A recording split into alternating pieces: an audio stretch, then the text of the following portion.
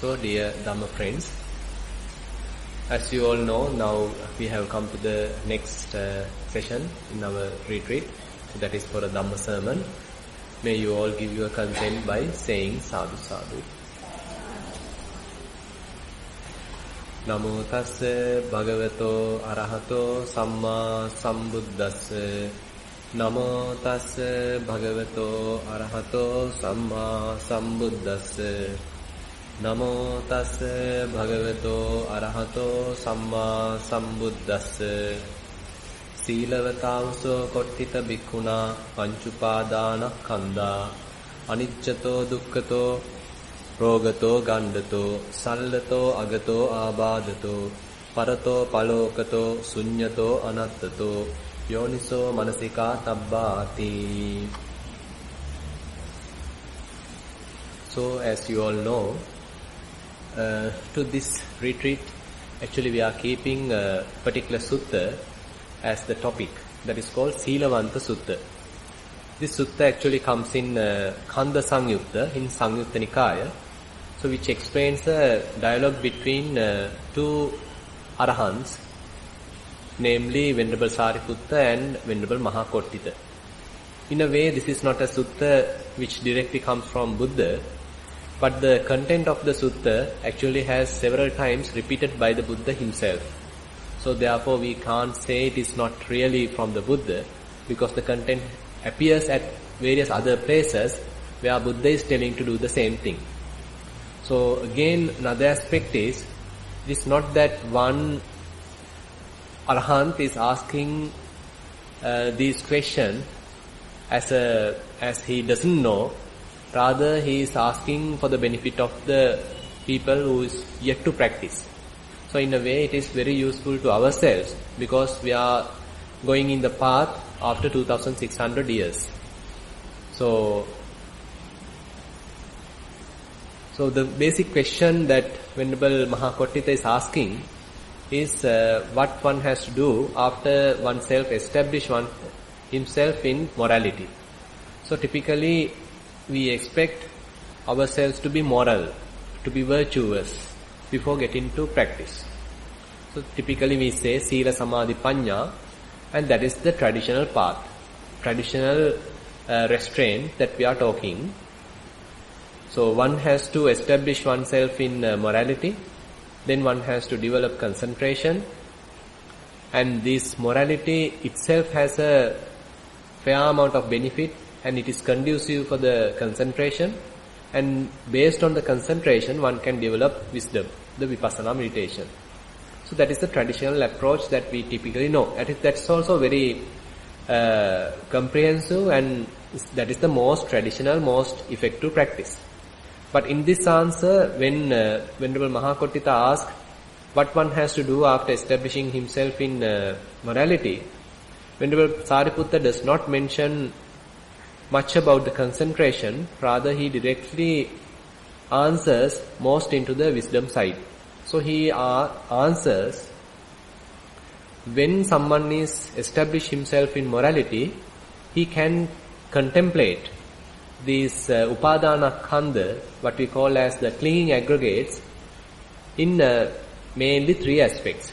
What we all know as anicca, dukkha, anatta, suffering, rather impermanent, suffering and unself. So on certain places these three aspects are further elaborated into 7, 8 aspects, and in this particular sutta it is elaborated in 11 aspects, 11 ways we can say. So among these 11, 6 are explaining about the dukkha, about the suffering. So you can see out of 11, 8 are talking about suffering. And there is another fairly later addition, sometimes we call as Maha Chattali Sakara Vipassana, where Vipassana meditation is explained in 40 ways. And suffering itself has 25 ways. And anicca has 10 ways, and anatta has 5 ways. So you can see fairly in an elaborated way these three aspects, main characteristics are explained. So we as practitioners in the Vipassana side, inside, so we better have fair understanding about these three characteristics. Then as we practice, as we really experience in these things, so we basically have a fair amount of book knowledge, fair amount of learning to appreciate what we are experiencing. So today what I thought was to discuss a little bit more on the aspect of dukkha, and don't feel that we as Buddhists always talking about dukkha, the suffering, unsatisfactoriness, so why don't we talk about happiness and bliss and all these things. Actually, more we understand suffering, it will lead to happiness. So that is in a way kind of a puzzle, because sometimes we think why Buddhists believe, or rather Buddha himself is preaching dukkha as a noble truth. So typically our attitude, whenever suffering arises, we want to get rid of it as soon as possible, as quickly as possible. But rather Buddha is telling us dukkha, the suffering, is a noble truth. So this is something that we need to reflect. So it is not that kind of as a theory, as a book knowledge, as a simple formula that one needs to understand Four Noble Truths, but rather as a reflective practice, as an ongoing reflection, ongoing contemplation, that we need to understand why Buddha is telling suffering as a noble truth. And as you all know, in his first sermon, Dhammacakkappavattana Sutta, which he delivered to 5 ascetics, 5 monks, so he is explaining these Four Noble Truths. And interestingly, this Dhammacakkappavattana Sutta and this topic today, the Seelavanta Sutta, both have happened at the same place, that is Isipatana Migadaya. So it is very kind of an interesting coincidence. And in this Dhammacakkappavattana Sutta, Buddha clearly defines what is suffering. So I will take the sutta for reference. So he says, Jatipi dukkho, jarapi dukkho, vyadipi dukkho, maranampi dukkhang, apiyehi sampayogo dukkho, piyehi vipayogo dukkho, yampiccan nalabati tampi dukkhang, sankittena panchupadanakkhandha dukkha. So if we little go to detail, so what he says is something that we all can understand. It is not something away from us. It is not something that we need to go to a college or to go university to understand these things. But this is something that is practically we are going through. So if we reflect, what is jatipi dukkho? Birth is suffering. So we can understand. So if some being is born in the animal realm, so he has to go through immense amount of suffering, because he don't know when a powerful animal will come and eat him. So because he is a prey for some other animal. So therefore, in that aspect, so animal realm is a real source of suffering. And on the other hand, we all have heard that there are hell realms, continuous torturing is there, so there is a tremendous amount of suffering. But even if we consider in our human birth, so we can understand there are various parts in the world who don't have enough shelter, who don't have enough food, and not enough health facilities, and all the variety of such resources. So they are going through fair amount of suffering. In a way, we are fairly in good shape. So we have some shelter, we have something to eat, and we have some good education. So there is a fair amount of satisfaction. But the majority of the world, the population, is still suffering.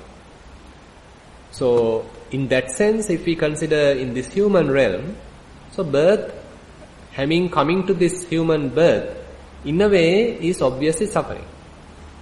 But on the other hand, during the process of giving birth, that mothers are suffering, children are suffering. So there are fair amount of infant deaths, pregnancy women deaths, and all sorts of birth-related deaths are there.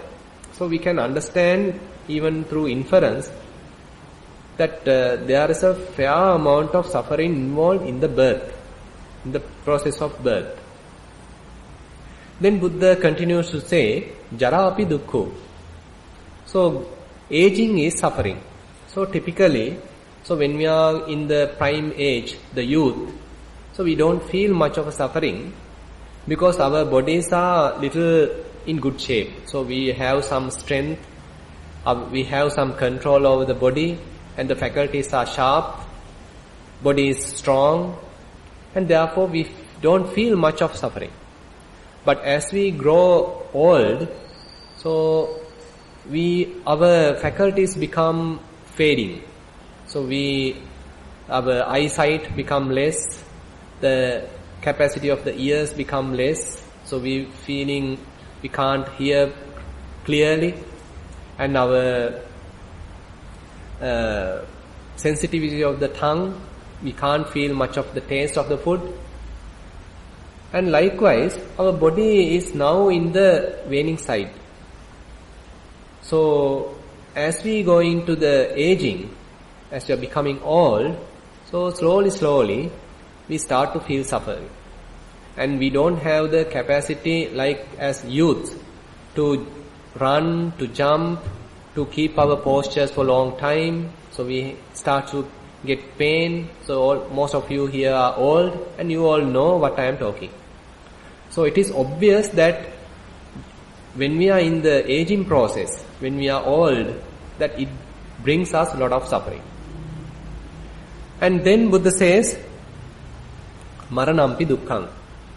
So at the death also there is a fair amount of suffering, in one sense that we have to leave all what we have earned. So suppose that you have worked for till 55 years, say you are a government servant, say you work till 55, now you ask for another addition, say 60 years, and you are earning, and ultimately at death you have to leave everything. Suppose you spend fair amount of your time in education, say you earn a university degree, several degrees, and you are well learned, but at death none of these degrees comes into refuge.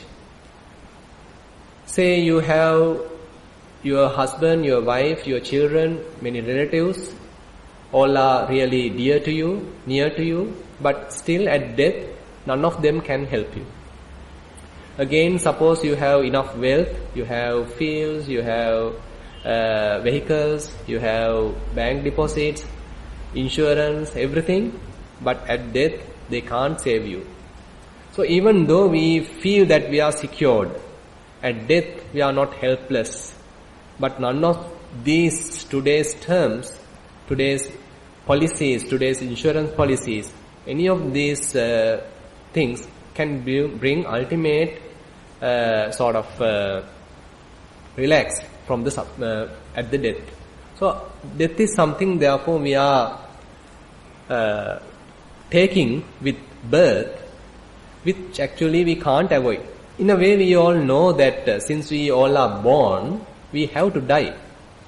But we think though it will happen later, I don't have to worry about it. Now the others are dying, but I am not dying. My parents have passed away, but I am living now. My neighbors have passed away, but I am living, I don't have to worry. So death won't come to me that quickly. But unfortunately, uninvitedly, death may come to us. So in a way, if it happens in a kind of a sudden way, then we can't tolerate it, we can't endure it, and we feel really frightened. So therefore death appears as the kind of a real enemy, real frightening moment in our lives. So we all fear to death. We all fear to die. So death is therefore suffering. And of course in the process of death, dying process itself seems to be suffering, and it is very rarely that people die quietly with a smiling face. Most of the people die with some suffering. So we need to accept that fair amount of suffering is involved at death. Then Buddha further elaborates, telling Appyehi sampayogo dukkho. There's a fair amount of suffering involved when we have to deal with people whom we don't like. So it is not that all people are lovely and helping us and appreciating us, but there are fair amount of people around us who don't like us and who don't appreciate what we do, and they are not sort of dear to us, and again they are finding fault with us and sometimes criticizing us and giving us enough trouble. So all these association with some unfriendly environment, with some bad friends, with bad people, with people whom we don't like to be. So there's a fair amount of suffering involved. So I think we all can understand these things. These are not sort of some academic things, but very practical things. That in our lives, we have to sometimes go through fair amount of suffering, because even sometimes the people who were dear to us are causing us suffering, and they are very nature has changed. Sometimes we start falling in love and we like the other person and we attach to them, and all of a sudden they have changed. So they become kind of an enemy. So in that sense, it is very difficult to say that continuously we'll be associating someone who's always loving us, who's always giving us the happy feelings. But the same people sometimes who was giving us happy feelings, they might give us unhappy feelings as well.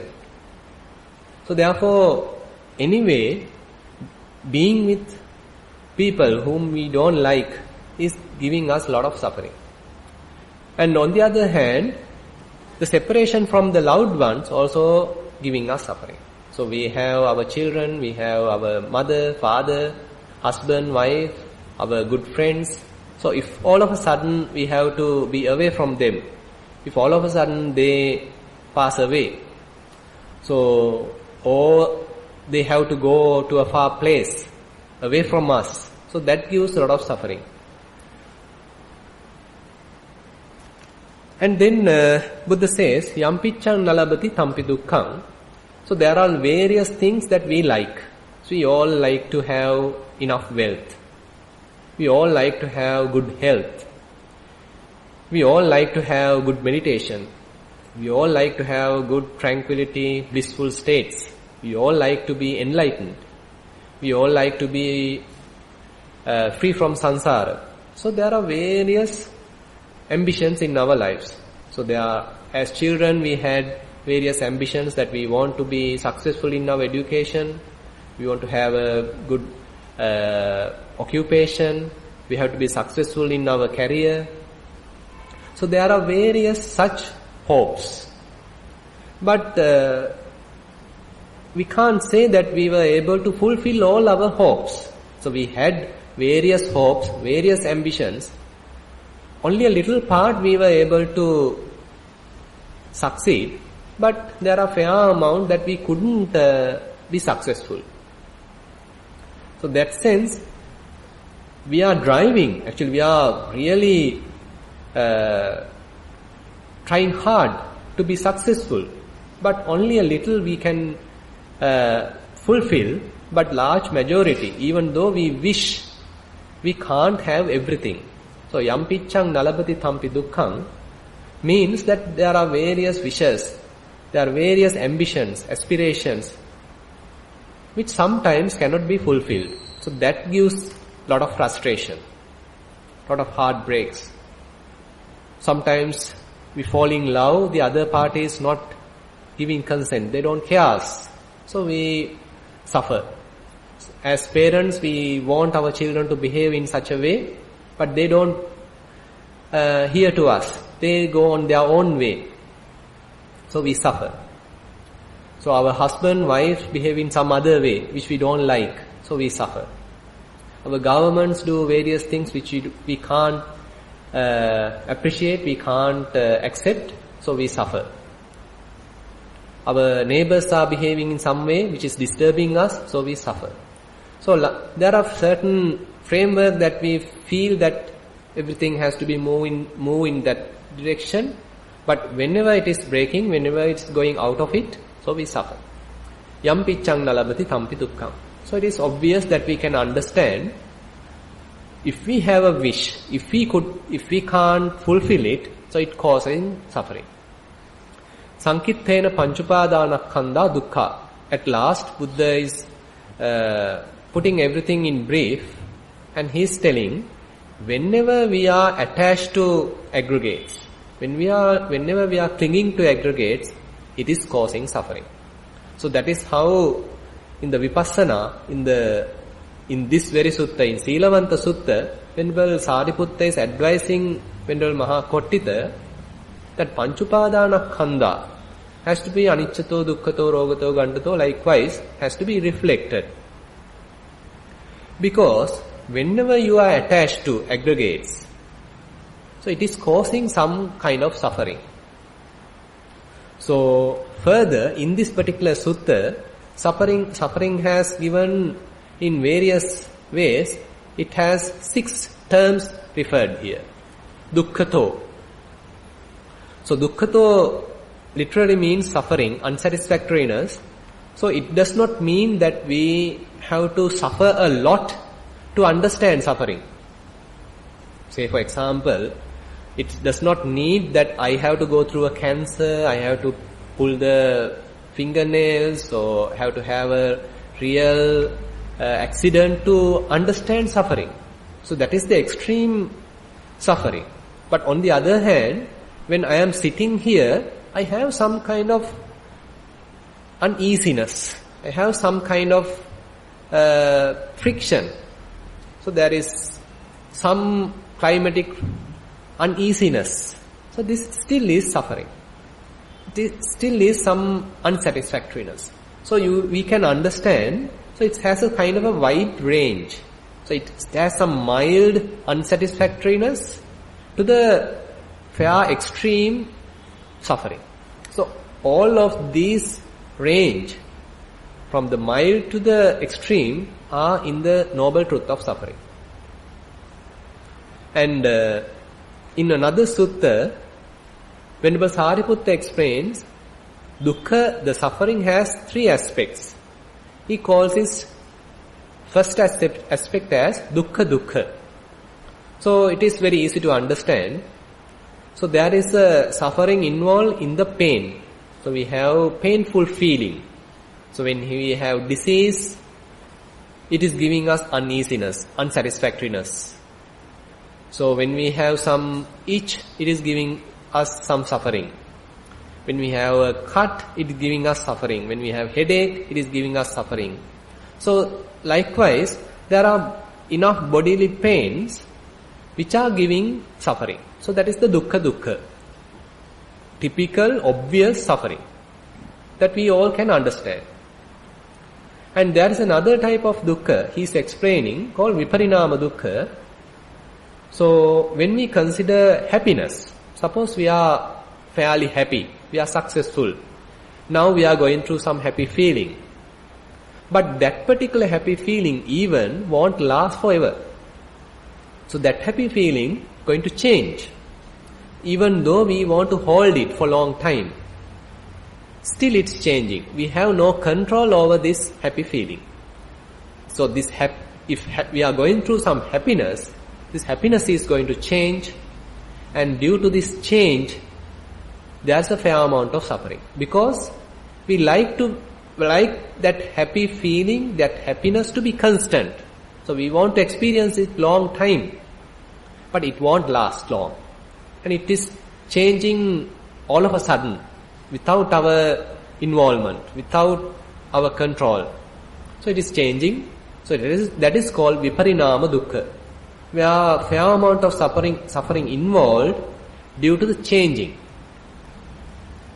And then there's a little subtle aspect called sankhara dukkha, where all these conditioned phenomena has some aspect called change and of course arising and passing away. So it's in a way little deep, where especially through fair amount of concentration, good mindfulness, one can observe all these phenomena, all the conditioned phenomena are subject to arising and passing away. It never lasts for long. It's very intrinsically it has this arising and passing away, arising and passing away. So that itself is suffering. So that is what Venerable Sariputta explaining as sankhara dukkha. So these are various sides of suffering that explain in Dhamma. And in this very sutta, in the Seelavanta Sutta, there are another terms given, dukkhato, rogato. So rogato as a disease. So there are various types of disease we have heard and we have even gone through, we have suffered, we have experienced, and there are fair amount of suffering involved in disease. Gandato. Gandato means a tumor.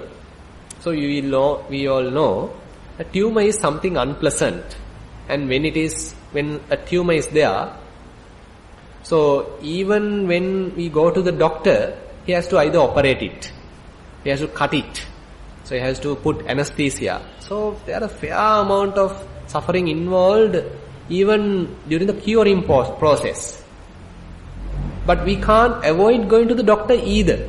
So suppose we are afraid of that curing process, that doctor has to give injections and cut it and operate, and so it's suffering. So we don't go to the doctor, we just keep. So now it is further improving. Now the pain is more intense. So the tumor has therefore fair amount of suffering involved. Even when we go to the doctor, we suffer.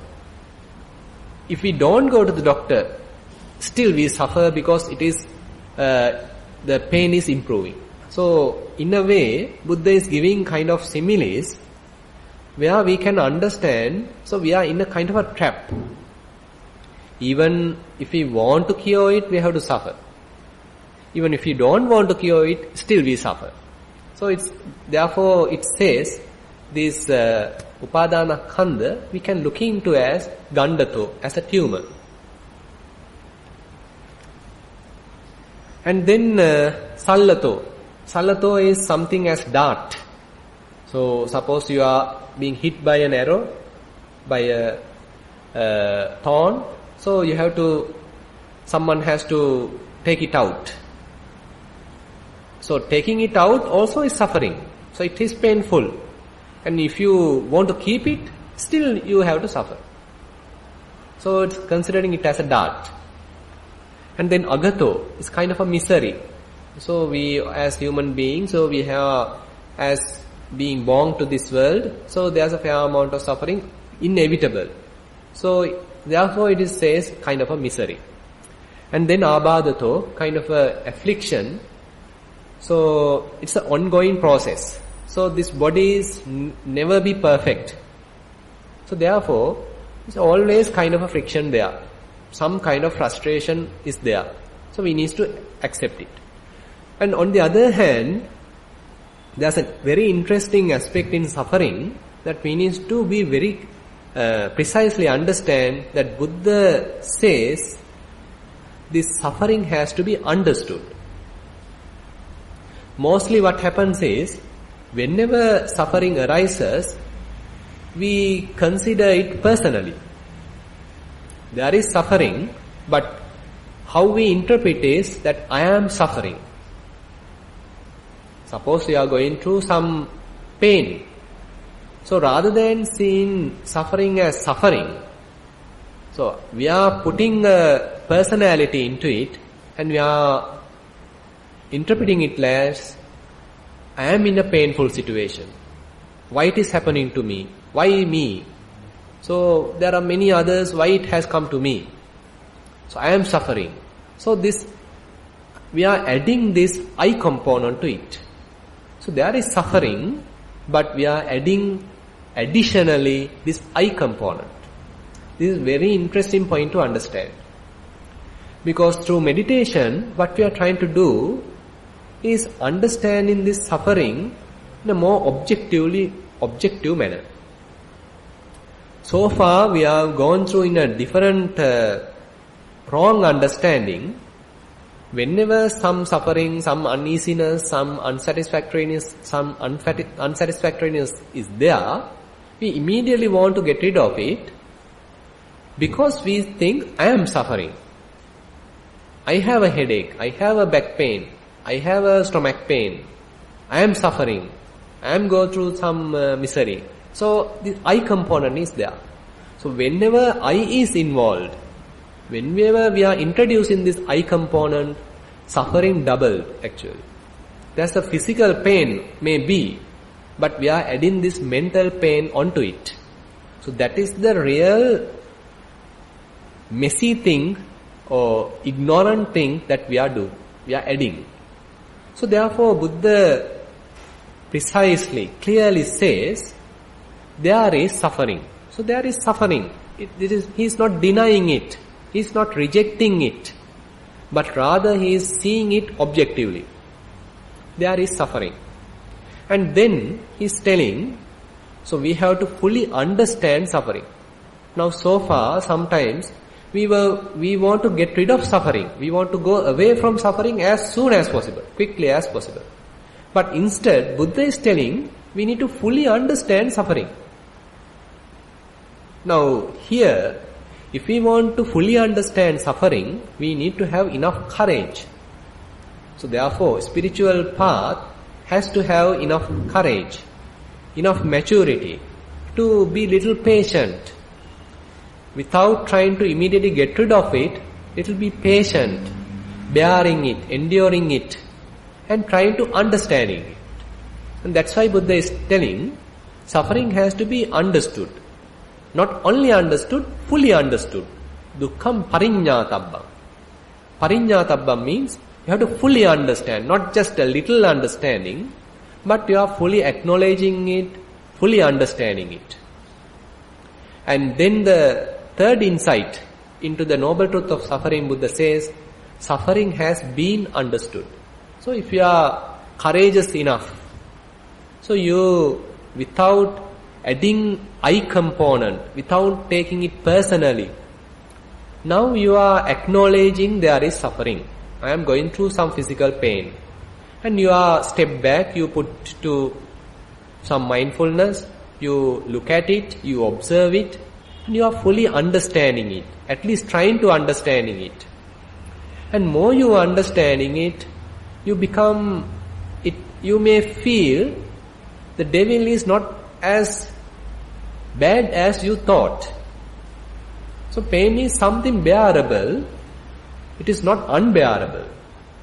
This uneasiness is not something unbearable, we can bear it. So whatever the unpleasant feeling, it is not that we need to immediately get rid of it. If we take it, I component out and see it objectively, we can little maintain some distance. That is where mindfulness helps us, and then we can understand suffering. So therefore, Buddha says there are three aspects that we have to practice with suffering. So we can see, it is not something that as a theory that we need to learn this. Rather, when we are going through some kind of pain, when we are going through some kind of uneasiness, when we are going through some kind of unsatisfactoriness, when we are going through some kind of suffering, so we can take it as an opportunity to understand noble truth of suffering. So Buddha says, there is suffering. At that time, at that very moment, it's a kind of an opportunity given to us to understand noble truth of suffering. So now we are ready. We are preparing our mind positively. So next time when I am getting some pain in my body, I doesn't want to immediately take a painkiller. Doesn't want to immediately distract myself. Rather, I am now going to be courageous enough to look at it, to really be patient with it, little enduring it, and trying to understand it, how it is operating. Now, when we are understanding it fully, then only the third insight comes that I have now fully understood pain. I have now fully understood this uneasiness. I have fully understood this suffering. So therefore, Buddha says, so there are these three aspects that's noble truth of suffering involved.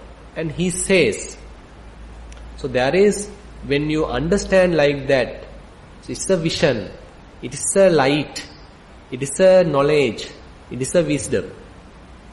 So it was not something he heard before. And in Dhammacakkappavattana Sutta, he really rejoiced after understanding suffering. So we can see the complete change of perspective. So far, probably we never want to understand suffering. We never want to understand pain. But in practice, really in Vipassana practice, we have to be little courageous. We have to be little patient. We have to be little enduring. And to be step back and little be with uneasiness. Little be with unsatisfactoriness. Be with suffering. And try to understand it objectively. It is not I suffer. It is some bodily pain. It is some mental pain. And important thing, one interesting thing is that it is not unique to me. It is something that we all are sharing. The suffering is not only for me, that others are also going through such kind of suffering. So they also going through bodily pain. They also going through pains due to hunger. They also going through fair amount of suffering due to various diseases. They also have various frustrations. So likewise, we start to see the kind of common nature in all ourselves. So otherwise, what happens is we have some kind of division. I am suffering, don't come to me, so you be away from me, so I am suffering. But rather, we see suffering objectively. There is suffering. Suffering is going through. And when someone else is also going through some uneasy, some unsatisfactoriness, so we can see that he is also some living being. He is sensitive. He is going through some unlucky moment. So therefore, the real compassion going to arise. So suffering in that sense, giving us some kind of a understanding that this suffering is not unique to me. It is something that as human beings we all share. And it is not only as human beings, even all the living beings are going through it. So therefore we can be sympathetic even to the many animals whom sometimes we find not pleasing. Say mosquitoes, bugs, rats, so all sorts of things are there. So they are also in the same boat. I am also suffering, they are also suffering. They are actually suffering more than myself. So if we can understand in this sense, so this noble truth of suffering giving us fair amount of understanding, some broadening of our spiritual life. And more we understanding suffering, then Buddha says there is a cause of suffering. So that's another interesting side. So Buddha does not say there is suffering and you are born with it and you have to live with it and there is no escape. You have to bear it forever till you die. So it is kind of a pessimistic way.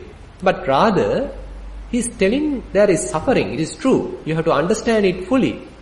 And when you are understanding it fully, The second noble truth is there is a cause of suffering. And he says the cause of suffering is tanha, craving. So sometimes it is a bit difficult to understand why cause of suffering is craving. So this other person is bothering me, other person is blaming me. So he is the trouble. So he is the cause. So why Buddha is telling this? Craving is suffering. So now it is raining. So a lot of noise. Some cold environment. So rain is the problem. So why Buddha is telling attachment is the cause? Why Buddha is telling craving is the cause? So that is something that sometimes immediately we can't understand. So understanding second noble truth itself is in a way is some kind of coming back to ourselves, looking at ourselves. It's kind of an inward journey.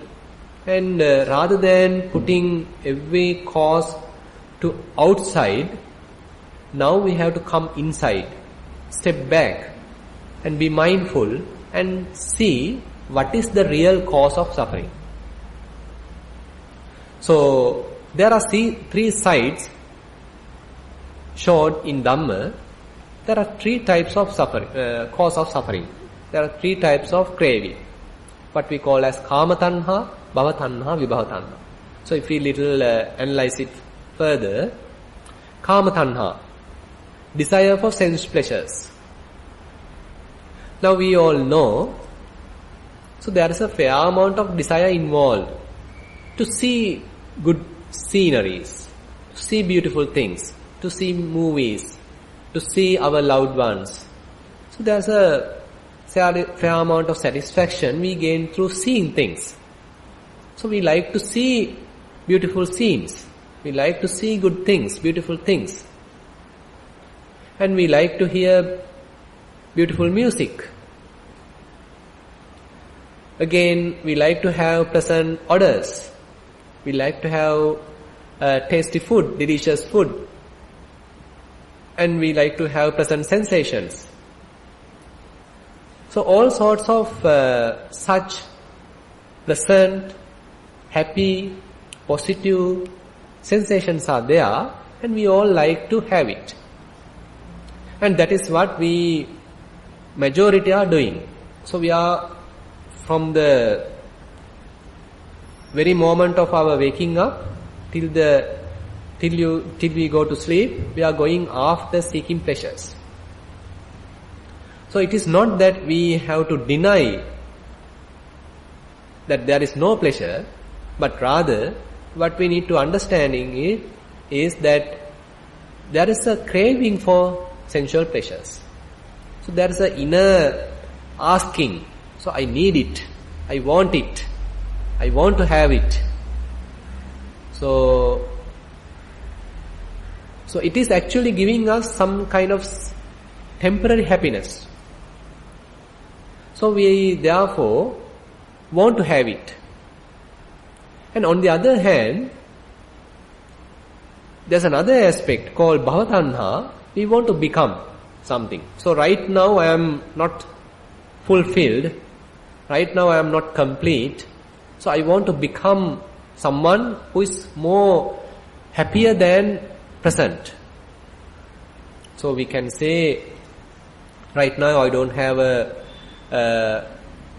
job with a good salary. I want to become someone who is earning fair amount of money. So I want to become rich. I want to become healthy. I want to become enlightened. I want to become a sotapanna. I want to become someone with jhanas. I want to become a mother. I want to become a father. I want to become a teacher. So all sort of becoming process is there. So right now I am not satisfied. Some kind of unfulfilled unsatisfactoriness is there. So I want to become someone. So this desire to become itself is generating some frustration within ourselves. It's a kind of an inner unsatisfactoriness. This inner unsatisfactoriness is generated due to this desire to become someone. So at the moment, suppose if I am fully contented, I am fully happy, I don't need anything at all, then how can there be suffering? So in this process, therefore, Buddha says there's some kind of a craving which is called desire to become, and that desire to become itself is generating suffering. And on the other hand, there's another aspect of craving called vibhava tanha. We want to get rid of something.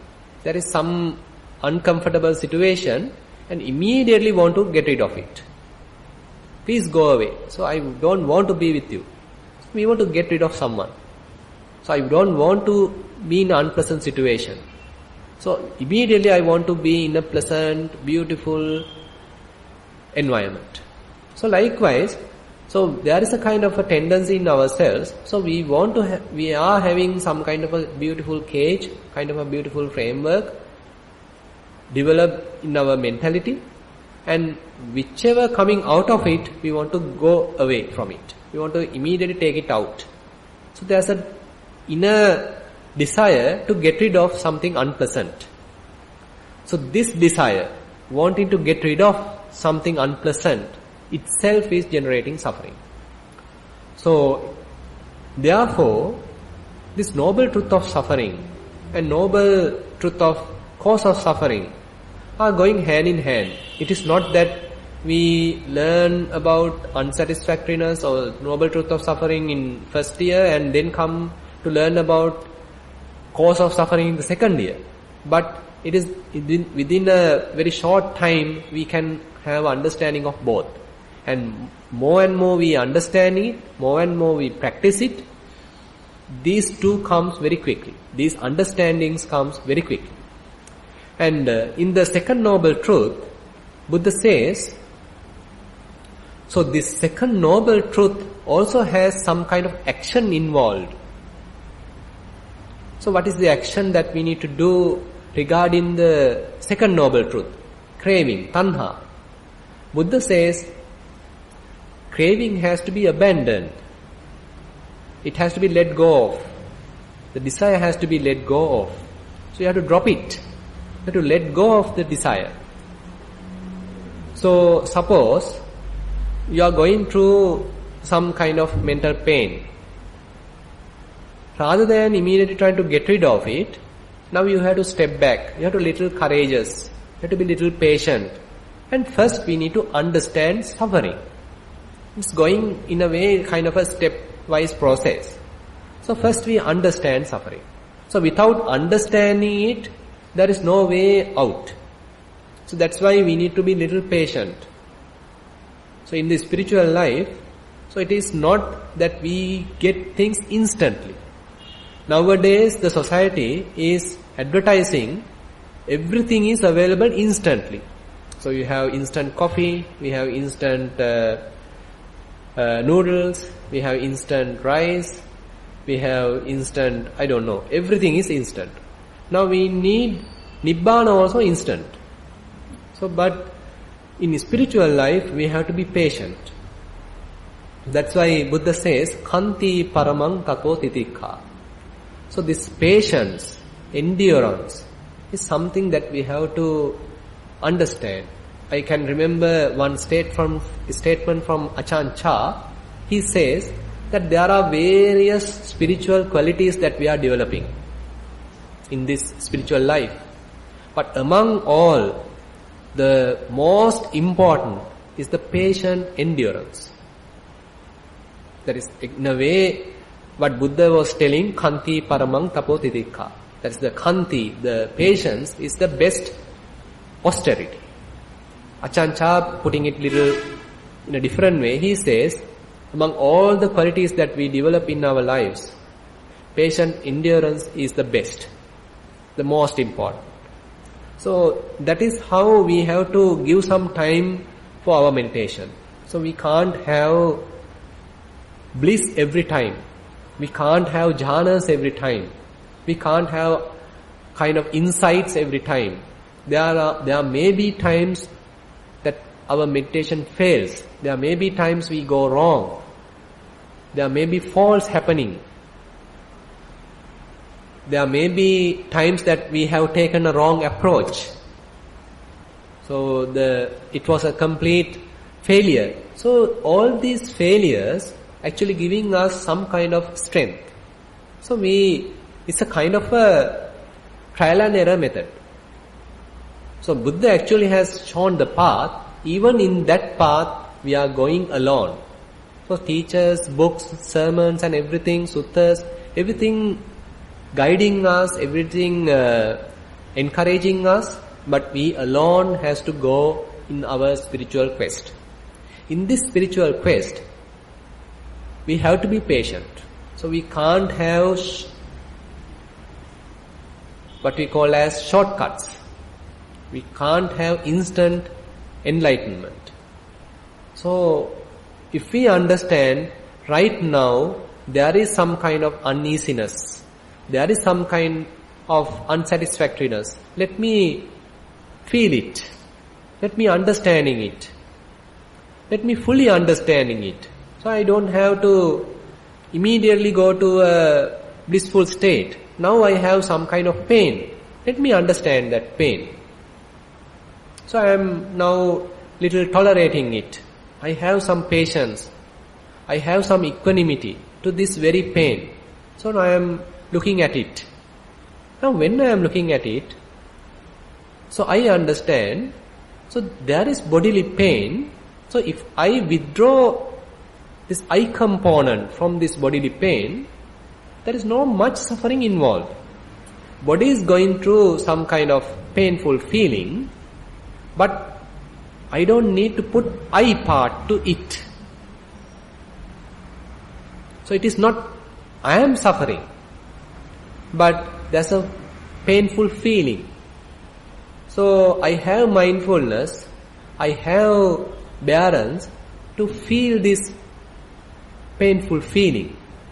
So therefore in Vedananupassana, Buddha says, Dukkhang Vedanang Vediyamano Visangyutto Tang Vedeti. So even there's a bodily pain is going through, I have some distance from it.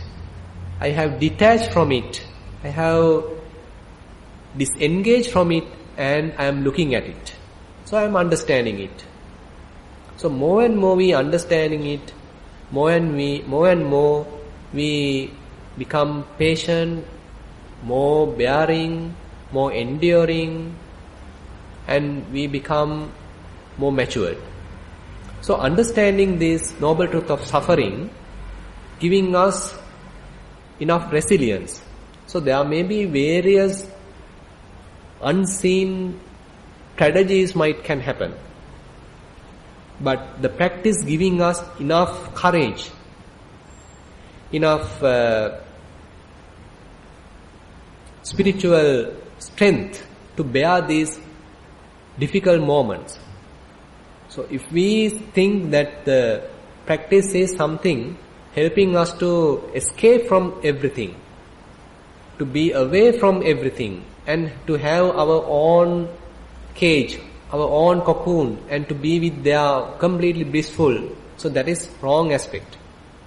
Rather, we have some kind of maturity to understand this is the nature. This is the nature of the life. So there is fair amount of suffering involved in this human world. So I am being born, I have to go through it. There is no way to get rid of it. So I have to be a little patient with things. So, and understanding it and seeing the real cause of it. And more we understanding it, more and more we understand the real cause, then we can discuss actually on tomorrow what would be the result. So the result is happiness, cessation of suffering. So that is another noble truth, and that itself is worth discussing in detail. So therefore, in today's Dhamma sermon, I want to little bit talk about the bitter side, of course about the suffering and the cause of suffering, but without understanding suffering, we can't have a solution. So that is why Buddha is finding us noble truth of suffering and finding us its cause and giving a way to be free from suffering. So it is in a way a positive path. At the beginning it appears like negative, that Buddhists are always talking about suffering, suffering, suffering. But more we understand it clearly, without trying to escape from it, having some patience, then there's a fair chance to look at it objectively, look at it properly, clearly, and understand the proper cause, and then to give the medicine to that cause. So we'll talk about that in tomorrow's talk. And that is where in Dhammapada, one verse is telling, Sabbe sankhara dukkhati jada panyaya passati atha nibbindati dukkhe esa maggo visuddhya. So when we understand all the conditioned phenomena is unsatisfactory, they can't give us lasting happiness, because they are very vulnerable, they are coming and going, always arising and passing away. So we can't depend on them. So when we understanding it, then we don't have much attachment to these conditioned things. So if we don't understanding it, then we are grasping it, we are holding it very tightly. Even though they are telling us, please keep me away, I am not going to give you lasting happiness, still we are holding it, still we want to keep it, still we are hugging it.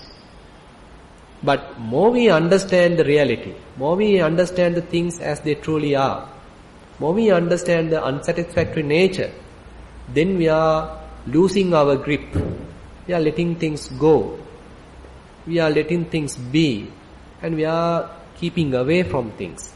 We are maintaining a distance. So that is how we are slowly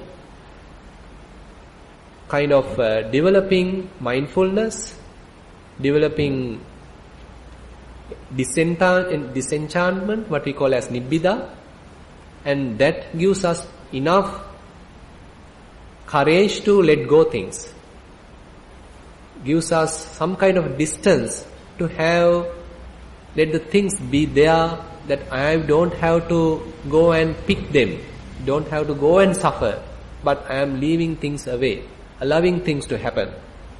So we will discuss it further on tomorrow. And with that final note, I would wind up today's Dhamma sermon. And I wish that whenever we are going through some uneasy feelings, whenever we are going through some kind of mental unhappiness, maybe even bodily pain, let us look at it objectively, without taking things personally. Let us look at it objectively, considering it as a noble truth, considering it there is something to learn from it, and something to investigate in it. And if we are going in with this attitude, then we can learn from suffering. So, thank you very much for listening, and I wish that we will have the courage to understand noble truth of suffering. Thank you very much.